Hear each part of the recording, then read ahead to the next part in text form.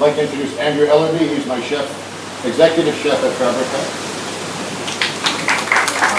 Instrumental in putting the book together. We're sort of a tag team. We run around and do these demos and have lots of fun. So the two items we're going to do today for you are straight off the menu. One is an octopus dish, which I thought would be very appropriate for the island, and one is a ricotta gnocchi. Let's get into the octopus. We have a good Portuguese octopus. It's a little bit larger than I thought it might be. The octopus will start to drop its juice. It'll firm up and grab its shape. Then it will drop its juice. You want that juice to sit in the olive oil with the parsley stems, the garlic and the chili, and just to stew very, very slowly. Toronto has become this very, very interesting food town. Very competitive, nicely competitive among chefs. So everybody is out there trying to get the attention of the diners. And then sometimes a nice lean city makes for a really, really good work ethic. Yes. Amazing. Yes. You enjoyed that? How many people were at Ambrosia last night? A good crowd? Did you have a good time? Good taste? Great. I love these simple dishes. To me, they actually are far more engaging and pleasurable to eat. So Barbados is really developing a very interesting food culture. When we saw the local products coming in, it's nice to see how it's developing, and that whole concept of food has really very much been captured in Canada as well. Chefs are ingredient driven now, they're concept driven. They become very historical about sort of their reference of food. And that is really the wonderful thing that is sort of happening around the world. But to see it happening in the Caribbean is very exciting.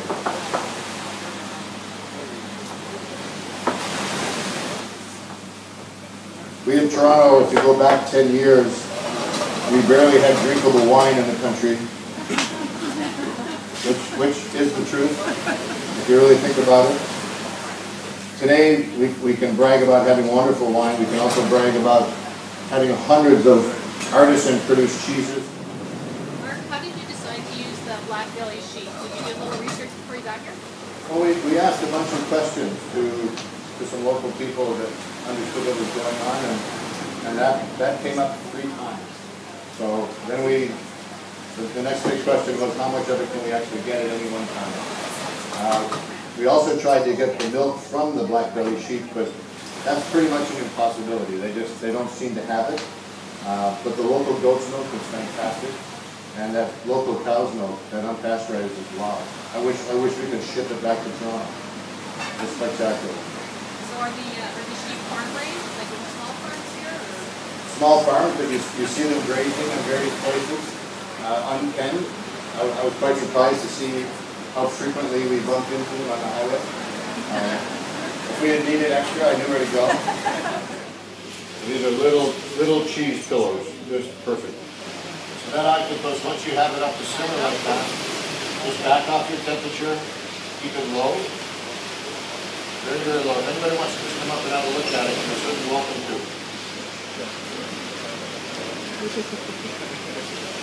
And that's exactly how it rolls. That's about a 2.5-pound octopus.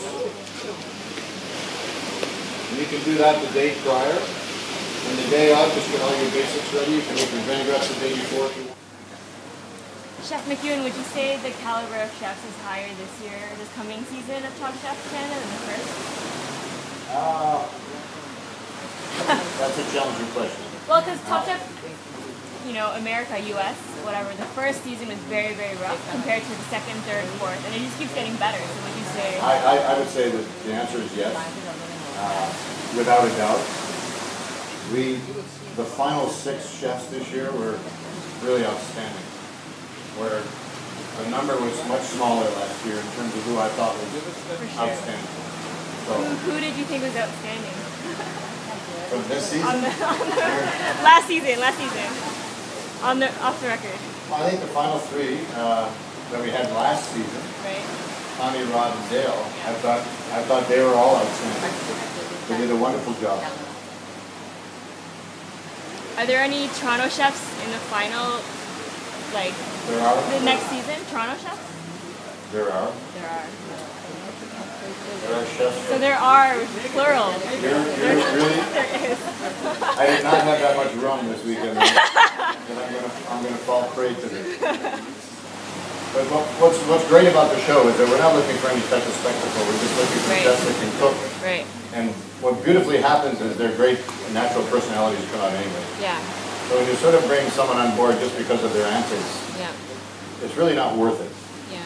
But I find the ones that are really serious cooks, they bubble inside. They have a lot of personality and a lot to offer. And the pressure of the competition, it drags it right out of them. Like, they can't hide it for very long. You see it by probably show 3. Yeah. They're starting to really show exactly the way they work, because otherwise they won't survive. And that's the interesting part of the show. So it's a true battle. I never, until I sat and watched it, each and every episode we produced, Right. I never had a real sense of what these chefs went through, how hard it was for them to do this. So they were sequestered for 8 weeks, no cell phones, no computers, no contact with their families. They got one call out on one occasion. We allowed them 5 minutes of sort of referencing and networking to allow them to do well in a certain situation. That was the only contact they had.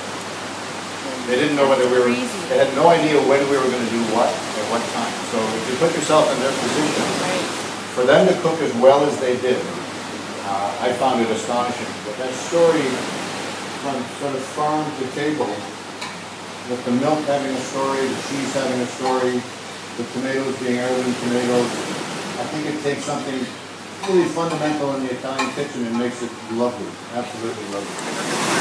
So a bright and beautiful Bayesian afternoon with Toronto-based chef Mark McEwan. Thanks for talking with us today. Pleasure, good to be here. The art of mentoring has played a substantial role in your culinary career. Tell us about the sous you enjoyed mentoring most, and in turn, who proved the most valuable as your mentor in retrospect? Well, I have many people with me that have been there for 15 years now. Andrew Ellaby's here this weekend, Brooke McDougall. I have Sash at home at North 44. These are people that are integral to my business, and they've been with me. They started as base chefs in the kitchen. Some knew nothing when they walked in the door. Some had a little bit more skill set. But we've worked together. I feel like family right now. And for me, the chef that I apprenticed under was really the one that mentored me probably the most extensively in my career. It wasn't that he taught me how to cook as I cook today. He taught me how to organize myself. Probably simply the best manager I've ever encountered ever from the chef's side. And I look at how he allowed me to see the budgets and manage the budgets and manage schedules and manage people. So when I actually had my first executive job at the Sutton Place, managing a 200-bedroom hotel actually seemed easy. I was 25 years old. So incredible. Yeah, so having him tuck me under his wing and show me, and he didn't really show anybody else. That's the interesting thing. So he gave you the other side of your acumen, because everyone knows that you understand the business of what restaurants are and how to grow that. Well, the unfortunate reality is people see restaurants from the outside and they have a funny notion, and they don't really understand how big a business it is and how complex a business it is. And if you as a chef don't know how to run a business and maintain costing, you can never maintain a restaurant. And that's what young chefs have to learn more than anything. Where do you feel like you might draw the line someday in terms of the power of your branding and the traction that I see? Could you see Mark McEwan favorites or shirts? And I'm not joking. I'm not joking. Or something with Joe Mimran. Could you see that maybe one day? No, I can't. No, okay. I actually can't. The great Canadian culinary narrative is only now starting to come into a sharp focus. Share with our Globe readers your thoughts on the evolution of the Canadian plate. Oh, Canada is a very exciting place right now to be a chef. I started 30 years ago. There was very few stories to tell. Today, you have great chefs from coast to coast. But more importantly, we have a basic culture now that loves restaurants and is engaged in the food story. So. Of all the high-profile chefs here at the Barbados Food and Wine and Rum Festival, you seem to attract the most feral, really feral female buzz at your demos. Here you seem to enjoy it a bit more than Hogtown. But seriously, does it ever get a bit scary? No, actually. Never? No, I think it's fun. The fact that people enjoy what you do, and the fact that you can get 50 ladies out on a hot afternoon to watch me cook up a couple of Italian dishes, you'll never hear me complain. Well, but your forearm stole the show today. Oh, did I think they? a lot of people thought it was, oh, thank goodness he's not in full-on whites. It's great. I mean, the weather's been phenomenal. I tried for a t-shirt, didn't have a clean one this morning. Now, despite the Ritz-Carlton stealing the spotlight at TIFF this year, obviously celebrities like Bono were spotted really holding court at 1. After the celebrity pileup at Primark, is it all old hat to you, or is it still pretty exciting? It's very exciting. U2, for example, the entire band goes through the kitchen to go into the restaurant.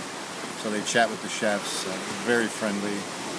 So we have this wonderful relationship with some really high-level people in show business.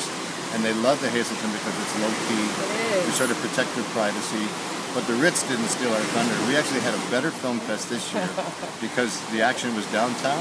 Yes. We had all the best people at the You had hotel. Madonna. It was unbelievable. We had Madonna, Yeah. we had Elton John, we had U2. We had a great crowd. And we had about 10 others. I saw Johnny Rotten walk into your kitchen at 3 a.m. and I wondered what Mark McEwan would say about that. It was great.